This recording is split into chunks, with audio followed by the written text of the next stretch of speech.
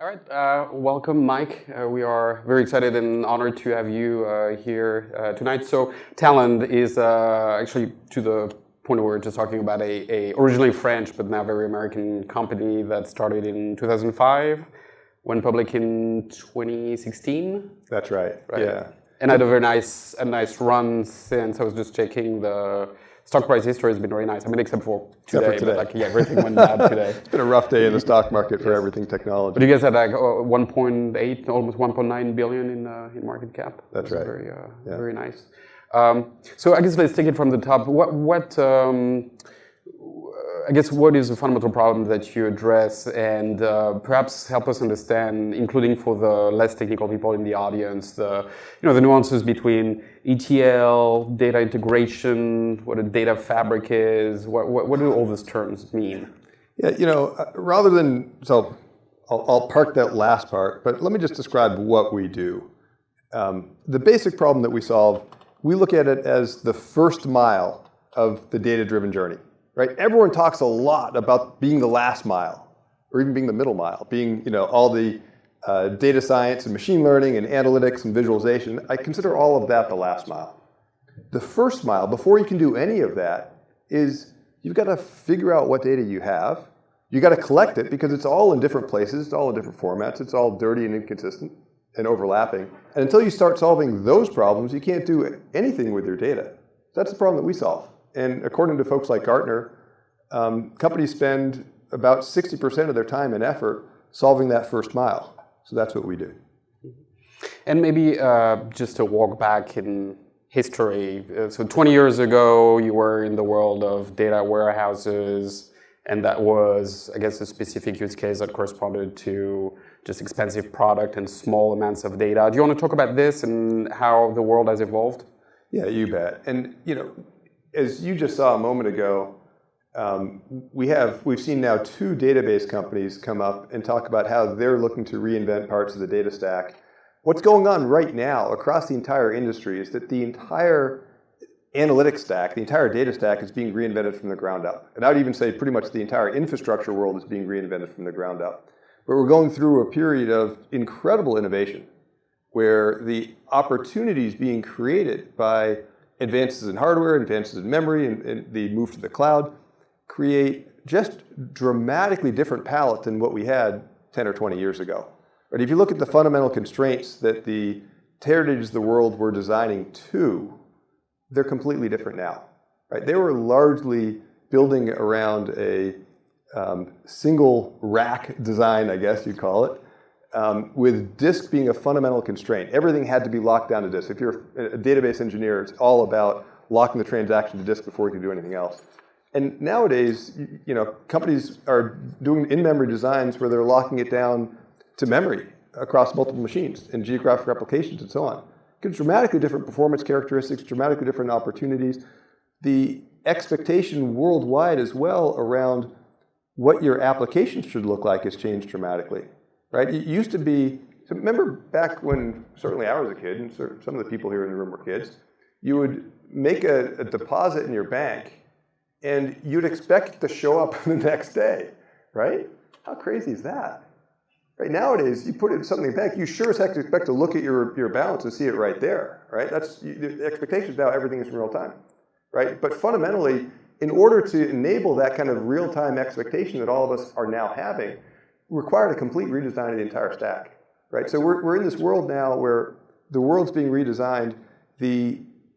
Some of the major trends that are driving trends in, therefore, the integration layer as well are things like the move to the cloud, the move to real time that we just touched on, the move to machine learning, and importantly, the move to self-service, right? We're in a world now where, 15, 20 years ago, all of your data was being touched by what we used to call the data priesthood, right? There's the very small number of people with the skills and the access that could do it. Now we're in a world where if you really want to be data-driven, you need to enable everyone in your company to have access to the data, and many of them to be manipulating it as well, right? Data is now a team sport. Has to be. Yep. Fantastic. So maybe to unpack some of this, and again, maybe to anchor this whole conversation, perhaps for the less technical part of the audience, what's a good example of a data integration problem from a user perspective? I think I've heard you talk about just a simple example of a name and how the name would be different. Do you want to maybe explain that? Sure, you bet. I'll give a really common scenario that most of our customers have. As a matter of fact, almost every customer has this problem somewhere in their business. What companies are trying to do is to do more targeted marketing, better support, by understanding everything that they know about their customers. They call it a 360-degree view of their customers. And so if you think about all the touch points that you as a company have with your customers, you have things that they've done on your website before they've ever become a customer. You have all the things that happened along the way in your sales system. They have the transactions that they've done with you in your finance system. They have your support requests. You've got any other things that they might do online that you'd have visibility to on Facebook or Twitter and so on. All of these different touch points that you have, which tend to live in literally dozens of different systems, in order to really figure out what you know about your customer, you want to bring that all together. And most companies actually haven't taken this step, but when you start doing it, what you realize is that all of those different systems have slightly different and slowly drifting apart versions of who you are as a customer, right? There'll be a Mike Tuchen in this one. There'll be a Michael Tuchen in that one. There'll be a Mick Tuchen, which is probably a misspelling along the way. There'll be old addresses and new addresses and old contact numbers and new contact numbers, different set of customers they bought, and so on and so forth. And those inconsistencies sort of slowly grow as these customers drift apart in the different systems. And so to solve that problem, so you really understand who your customers are and what they've done and what your relationship is with them, you need to pull it all together, clean it up, and start to make it make sense. And that's one of the core problems in data management today. Great. So to the first mile discussion. So again, we started from a world where the whole data strategy was to take a little bit of data from different sources, clean it up through ETL, and then push it to the data warehouse. Now what you're saying is that we are in this very heterogeneous, complex environment on-prem, in the cloud. Therefore, you need a new solution. If you think of the life cycle of data in the enterprise, as an assembly line, I guess, where do you fit? So, and I'm sort of cheating because I got something here that you guys created, but you have the databases. This is what I'm talking about. The databases on one side as a source, and then you have the processing layer that used to be Teradata, Oracle, IBM, which is now Spark, Snowflake, Redshift, and then you have the visualization. So where Yes, we're the integration layer. So basically, yes. What that picture was designed to show was the top part of it showed some of the traditional stack, and the bottom part of it showed some of the new stack, as we're seeing this reinvention happening kind of at all levels. So we showed how some of the initial source systems, old versions of it might be something like an SAP or something. A newer version of it might be something like Salesforce or NetSuite or so on. And then integration. And then, where you did processing back in the old days might have been in some proprietary runtime. These days, you might use something like Spark as a runtime.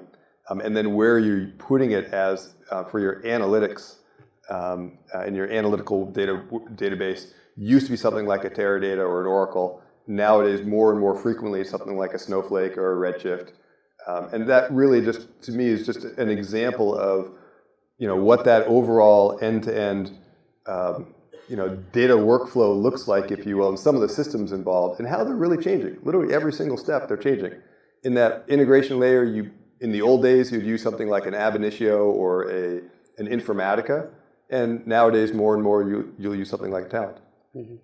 Now, digging into the more technical aspect of this, how do you guys do that? How are you able to be that integration layer for such a complex environment? One of the most important things that we've designed for, that's critical, is this concept of enormous change and enormous innovation that's happening. And let me spend a moment and frame that up and then talk about what we've done differently. I talked a little bit about how the world is being reinvented and how we're seeing all these changes at every level of the stack. Think about what that means for all of us in the data world. Right? We're now in this period that's been going on for probably 5 years and probably will go on for another 10 years, where what you're designing to isn't a fixed point anymore. Right? Remember back 10 years ago, right? We were in this kind of magical situation. It didn't feel that way at the time, but boy, now it sure does, where the most important decision that you made strategically, technology strategy-wise, was what kind of database are you going to run on? What is your analytical database going to be? Am I a Teradata shop? Am I an Oracle shop? Am I an IBM shop? Are you going to take a risk on this new SQL Server thing? But what am I going to do? Right? Once you made that choice and you spent a year sweating over that thing, you were good for 10 years, right? That was a very, very stable decision. Look now and ask yourself, how many of you think you're going to be using your existing solution for 10 years? I mean, I don't think you'd give a single person. Anyone put up their hand and say, I'm confident that you for the right solution now for the next 10 years? It's inconceivable, right? AWS, but what in AWS, right? How many people are moved to AWS Redshift and now are looking at Snowflake? And it's a really interesting world, right? And for folks that had moved to the premise Hadoop world and took advantage of creating this concept of a data lake, almost everyone that I'm talking to now is saying, now I'm looking at the cloud, and I'm now trying to decide what my cloud strategy looks like, and they're evaluating Snowflake and all the data, the cloud intrinsics and so on. And so we're in a world now where you're not designing for a fixed point. Well, that changes everything. And you add that together with this observation that this reinvention is a worldwide phenomenon, and there's a massive amount of investment going on in companies all around the world that are all bringing new things to the table. And so with that in mind, we believe, and the fundamental bet that we made was that the most important thing that all of us need to do is design for change. And design your approach so we can solve your problem once, and then you can plug in whatever the best technology of the moment is to take advantage of any new innovations that come along the way without having to redevelop your whole process to do that. And if you look at where the world was in the old solutions, the Informaticas and so on of the world, they designed the problem once for their own proprietary runtime, which created a different problem. It meant that you were locked into whatever their development team could create and the architecture that they built 10 or 15 years ago, which means it's batch only, doesn't run in real time, doesn't scale particularly well, doesn't work in the cloud, all this sort of challenge that you have when you're locked into a given solution, right? The answer has to be the opposite of that. The answer has to be you need to be able to plug in any new solution that comes along the way, right? When Spark comes along, take advantage of that. When Flink comes along, take advantage of that. When Google Dataflow comes along, take advantage of that. And target any of the new databases and any of the new processing technologies that happen, because I guarantee you, the one prediction I can make tonight that I'm 100% guaranteed to be right is there will be new and better technology next year than there is this year. I don't know what it is yet. But if you want to be in the situation where you have the opportunity to take advantage of it and not looking at it from the outside saying, shit, man, I'm locked in again, and I hate that feeling, right? That has to be your design point of how do you design for change? How do you allow yourself to take advantage of it and see change as an opportunity and not a threat? So how do you do it? And what we did was, thank you for that. So our approach was we partnered with Google. Actually, if you think about structurally how you do that, you build an abstraction layer and then have effectively a set of cross compilers that you plug in underneath, and that will compile you down to whatever your target technology is. If you do that, you have a nice clean abstraction between all of the design of solving the problem with whatever the specific thing you're going to be used to doing your processing and runtime in the end. And so we looked around and said, what's the best starting point for us to build that? And we found Google Dataflow, actually. And we talked to Google, and they had open sourced a part of that, and said, would you be willing to make that an Apache project and co-sponsor it with us, and so we can now jointly push this thing forward? And they said yes, and we did. And so that became Apache Beam. And that's a really nice, clean abstraction layer that allows us to solve the problem once, and then with a relatively small amount of work and about 1/20th as much work as it used to, because we've been doing this problem for a while, plug in a cross compiler for whatever new technology comes along. So that gives us that ability to hop from one technology to the next in a much more streamlined way than we could. And what it means, here's what that means practically for us. We built initially in our initial technology, we built a we did build a SQL one, but we started out with the Java compiler. And then we did a SQL one. And then when Hadoop came along, we did a MapReduce one, and then we did a Spark one. And as we had gone through successive generations of this, looking at the Spark one in particular, that was a big bet, right? That took probably sort of roughly 15, 20 man-years worth of work to do that. It was a big, big job. And at the time for our engineering team, that was one of the significant bets that we could make that particular year. It took an entire year to pull off, with a good chunk of probably a year and a half total. And we were first to market then with a Spark compiler and so on, and complete solutions on it. It worked out great, but it was a big, big bet. And at the time we made that bet, Spark was barely working. Seriously. It was a really promising technology, very complete programming model. We loved the fact it was in memory, but we couldn't find a single customer that could keep their cluster running for more than an hour or two at a time. It was very, very immature. But we made the bet because that allowed us then to be first to market and drive a bunch of our business. But when you step back and think about that from our perspective, and then what it means for you, is it meant that we had to be very cautious. This doesn't sound cautious, but it really was. We spent a lot of time thinking about this bet. And we had a limited number of times where we could make that scale of bet to adopt new technology.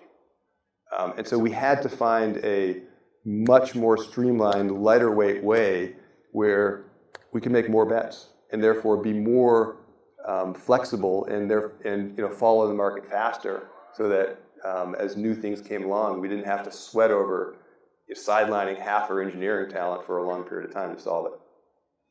Good. And you mentioned open source. I think you guys started as an open source company and then have sort of doubled down on open source. Is that one of the key differentiating factors? Because you have, as you alluded to, a highly competitive segment with Informatica, IBM, all those companies, and then TIBCO, and then some startups. And so is open source one of the key differentiating factors? Open source has been an important part of where we've come from. It's, I'd say, equally important to open source has been the fact that we're open, right? And openness isn't just that good chunk of it. We're open core, as one of the other presenters pointed out in their model.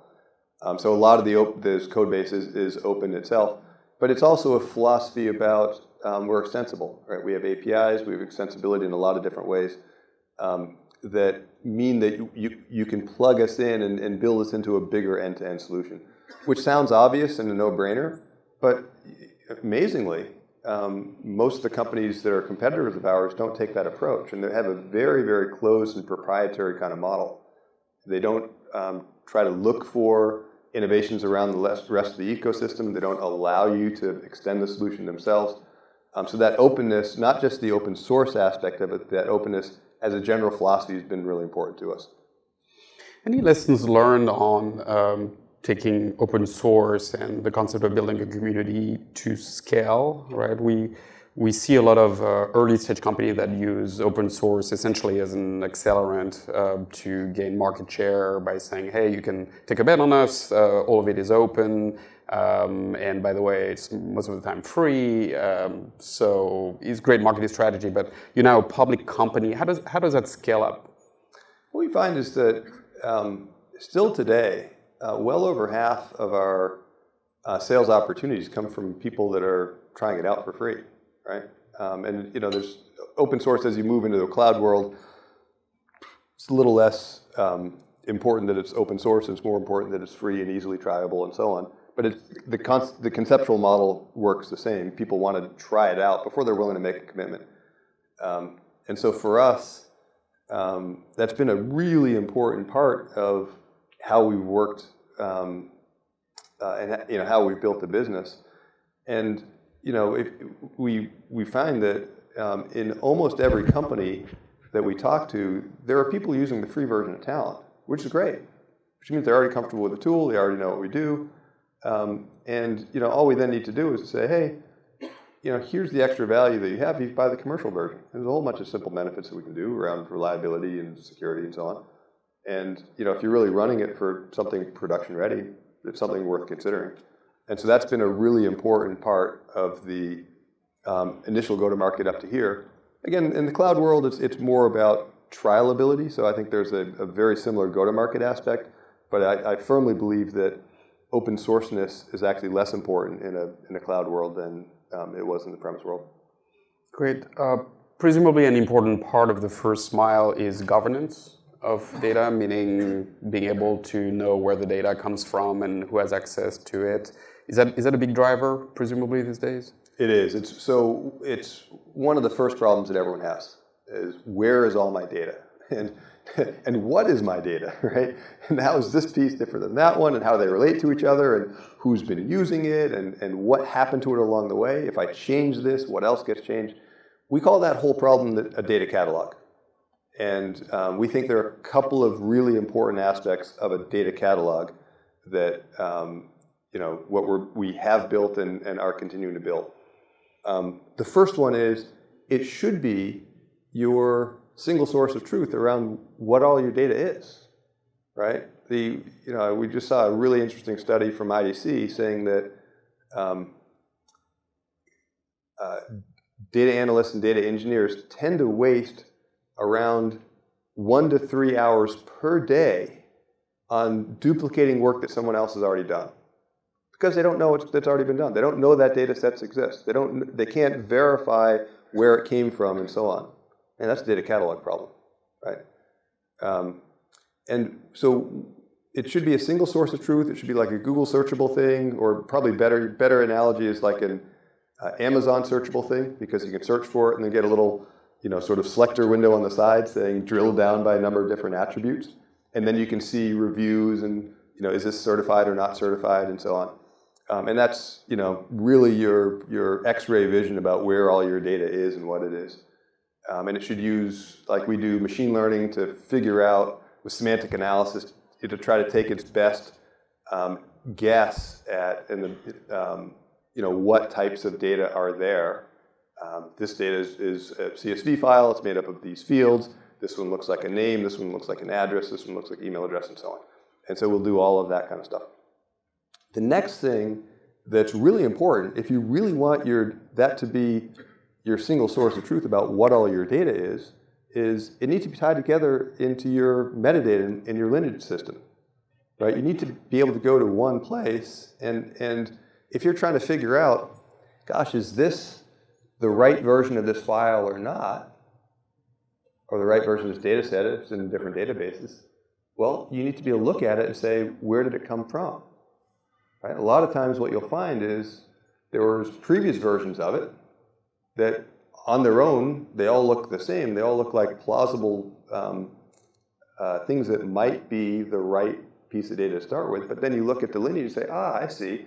Someone took this one and combined it together with this, and then did this to it, and then boom, created this. And now I can see downstream, here are the other 20 systems that depend on this version and not this version. And now I can see who's using this version and not this version. I say, this one's been certified. Okay, that's the one I want to use. Right? So you really need to have your lineage tied in with your data catalog. The other thing that is really just now starting to show up is there really are two different governance models that companies use. And it's not either or, it's both. It has to be both. There's a top-down governance model, which says this is my enterprise critical metadata. Right? This is my company glossary. These are my defined terms. These are the most important data sets and so on. These are the shared data sets that are going to be used by everyone. I want to make sure these are authoritative. Fantastic. A very important problem to solve. We solve that. There's another problem, which is also critical, but different and complementary, which is you have data analysts and data scientists creating new data sets all the time. And they want to be able to, in a Wikipedia-like way, say, here's what I just created. And someone else can ask questions and comment on it and so on. And at some point, some of those new data sets might become mission critical for the company. So you have to have a way to promote that from a sort of a collaborative crowdsourced model up to a mission critical enterprise tightly governed model. And there needs to be workflow around that and stewardship around that and so on. So it's not an either or model. You have to have both tightly controlled, authoritative, top-down governance model that's blended with a bottoms-up crowdsourced model. And if you do that, coupled with metadata, lineage, I think you got a perfect data catalog. That's what we're building.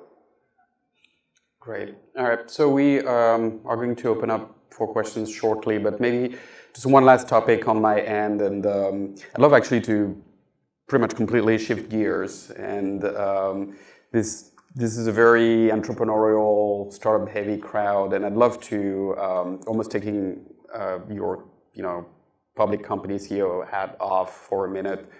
Talk about your journey at Talend. So, from an early stage company's perspective, after a few years and getting to a few tens of millions of ARR, it feels like you almost have it done, right? But when you joined Talend, which I believe was in 2013, there was still the company had done a lot, the founders had done a lot. But there was still, we talked about the first mile, there's still the last mile to the IPO. Any lessons learned there? What does it take to take a company that's doing well, has product market fit, has a bunch of customers, to a public company? Is that channels? Is that a different type of team? What were the lessons?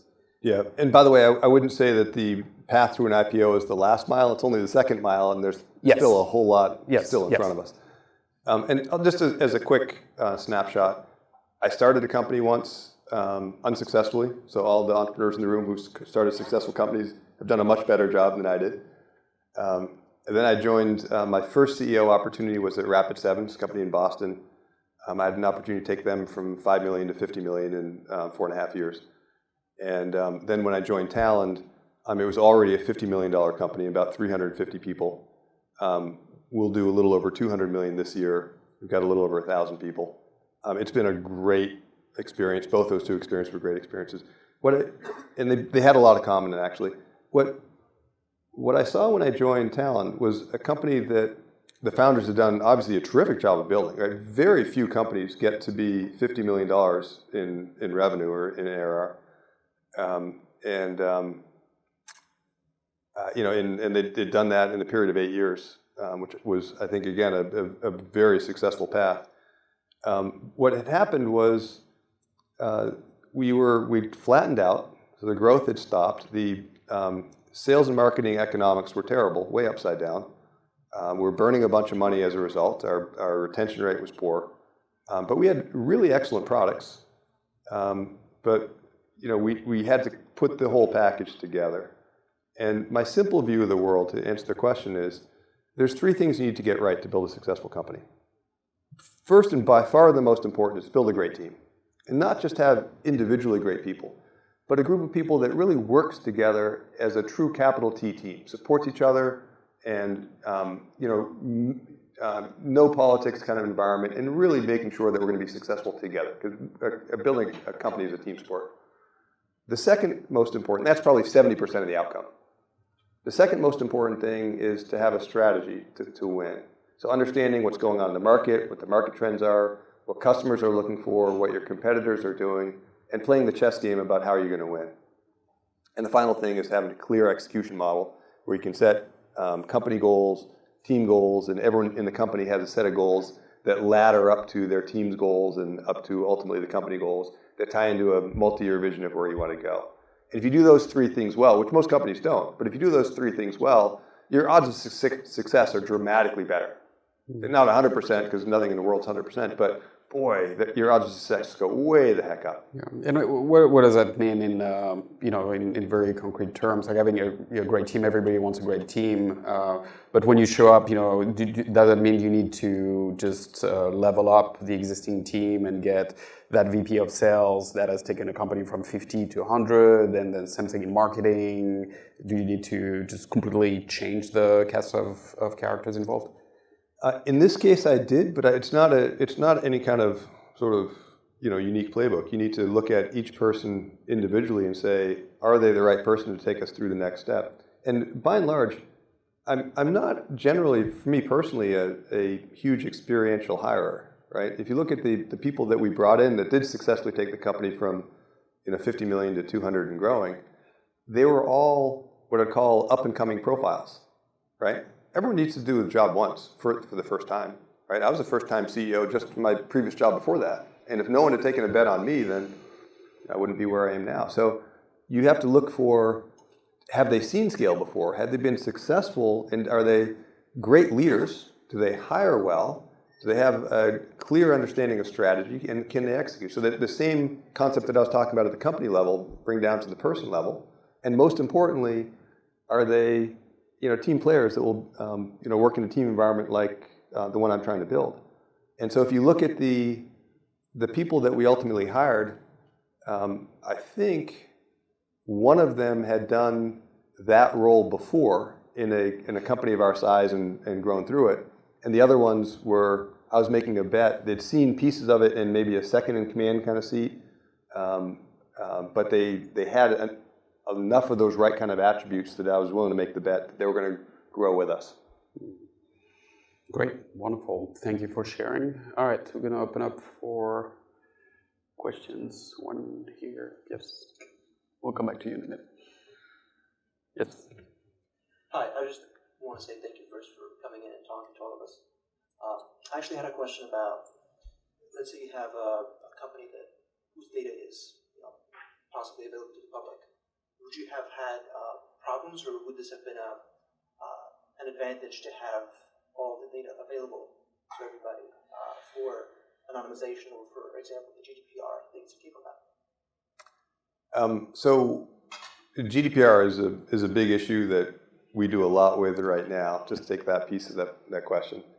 For what we have a lot of customers do is they want to drive learning and insights across multiple countries, but there are requirements like GDPR where data needs to be resident and data needs to be specific ownership requirements and what they can do and so on. And what they end up doing is anonymizing their data, removing all the personalized attributes, and then creating a global data set that has the core data that's anonymized that they can then use to drive their machine learning and so on across all regions in the world, while still meeting the data residency and GDPR-like requirements. So that is a scenario that we see a lot. I'm not sure if that answered all of your question, but it answers sort of the GDPR piece of it.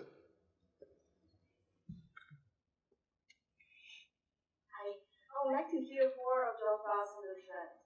You talked about the trend of moving away from one runtime to a more generic version, and there's a big trend of moving away from on-prem environment to the cloud-based environment. And different cloud vendors are taking different strategies, especially when in partnership with Google. They have this partnership strategy and emphasize service instead of infrastructure like AWS. So where do you see the whole cloud vendor market going, and how they can do this? Well, I'd say honestly, we look at it the same way in that most large companies we talk to right now don't want to make a bet on a single cloud. They'll have one cloud, which is their primary cloud, but then they'll almost always have a multi-cloud strategy, just for the basic reason that we, all of us lived through the last 10, 20 years, and most companies had a big investment in certain large database companies, let's say, that ended up being really adversarial ultimately to their own customers. Right? If you look at the level of just anger I hear in the database world, I've just never seen it in any other setting. And so customers just are telling us, look, we never want to be locked in like that ever again, because they screwed us, and they're constantly screwing us now. And so now they're saying, how do I stay multi-cloud? To me, that's the implication. What do I see the different cloud companies making bets on? I think we can all see it right now. Microsoft's bet has been, since they have such a great customer relationships and such a great premise footprint, they're trying to leverage that in the cloud. They did a number of, I think, really smart things around their hybrid pricing model. If you're using one of their premise products, you can get a 30% discount of the same thing in the cloud. Well, that's pretty cool. They now have their Azure stack, so you can run things symmetrical, premise and cloud. So they're really just trying to leverage their existing relationships, and that includes partner relationships. They're by far the easiest cloud vendor to partner with right now. Amazon was first. They have by far the broadest breadth of offerings. And Google has been really focusing and trying to win on data and machine learning, right? Google Bigquery is a very impressive data engine. It's probably the only one of the cloud majors that's delivering in a fully serverless kind of way. And they were innovating with TensorFlow and so on, so they're betting behind that. What's happened now is when you look at all those different individually discrete bets, given the level of competition between the three cloud players, they're all now trying to figure out how to cover each other's bets. So you see Amazon for the first time starting to create premise versions of their offerings. First with a partnership with VMware. Now they have a premise edition of RDS. Never thought they would have done that, but I think that's a little bit of a sign of directionally them trying to cover the Microsoft bet of having a symmetrical premise offering. And you see all of them investing really heavily in machine learning as probably the most hard fought after turf, I'd say, right now in the entire ecosystem. And they're all building their own notebook kind of environments, and they're all figuring out which of the deep learning models they want to support and so on. Does that answer the question? Thank you. Yeah. Yeah, I think I have probably this is a technical question, but I think if we can solve this problem, the talent probably can go to different level. Basically, during the ETL process for the job, it generates the Java code, but if there is an error, you still need to debug the Java. So if you can make it autopilot self-correction, then I just try to see what kind of effort to reach this kind of level. I totally agree with your problem statement, and it's a problem that we desperately are working on to solve. Because I think that and there's another couple of sort of automation scenarios around that. You framed it up in terms of doing a better job of debugging in the case of an error, but I think there's a ton of really interesting automation scenarios that we can get to around that that we're working on as well. So stay tuned. Hello, thanks for talking about the FirstMark problem. I think I'm interested in how you approach data silos and connecting data sets across organizations, considering that many times you need domain knowledge to even make this connection in the organization. Yep. And so we at Talend, remember we're a tool provider in the sense that we give you or your company the tools to solve the problem. But you're absolutely right. There's not just domain specificity there, but there's also in many cases a whole bunch of different organizational issues that can make data sharing easier or harder in the context of a specific company. And those are things that what our approach to solving it, so ultimately the problem gets solved, isn't to have Talend ourselves solve it. We'll bring in a services person on our side. We'll usually have a partner in there to do most of their work. For every one Talend services person, there'll probably be 10 or 20 or more partner services people. And they, together with the people on your side, can solve this specific problem with the domain knowledge that they need, understanding the organizational issues there, and just making sure that we can, stitch the data together end to end. But that really is the difference between us being a technology provider and, having a completely solved solution on your side. One in the back. Hey guys, I'll stand up so you can see. Hey. So you brought up earlier, releasing self-service analytics as part of a future roadmap. So to combat kind of the the data literacy problem that we currently have in an enterprise environment, how do you protect the single version of truth? Because once that gets out, I mean, how do you get it back? Yeah, it's a great question. And, having lived through the multiple iterations of this, we saw, the spreadsheet hell problem, we saw the Access database problem, we saw the SharePoint sprawl problem. This is, as a former Microsoft guy, I'm mostly putting it in kind of Microsoft terms. We're now seeing a similar version of that in the kind of Tableau world, where everyone has a different version of it on their kind of individual Tableau desktops. And, so we have a self-service product out there right now. We have a few more that are coming out.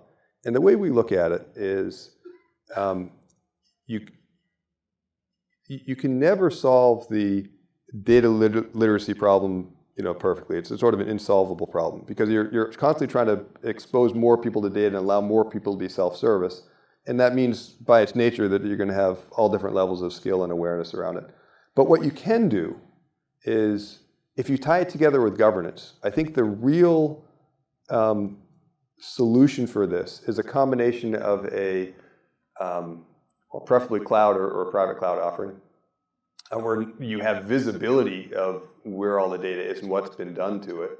Right? One of the big problems with all the solutions I just mentioned is you're creating all these kind of individual workstation kind of silos. And so number one is you have to have global visibility, which from a cloud or private cloud kind of environment. And number two, you need to bring governance in. And with that, I mean, anytime you create in a self-service world a data set blending together different data and you've done something else to it, now in your data catalog, we can see what it is. We can see what you've done to it, right? And then, you can figure out if that data set starts becoming widely used, we can figure out, was it done correctly? Do we want to re-engineer it or not? And so we can, start applying a,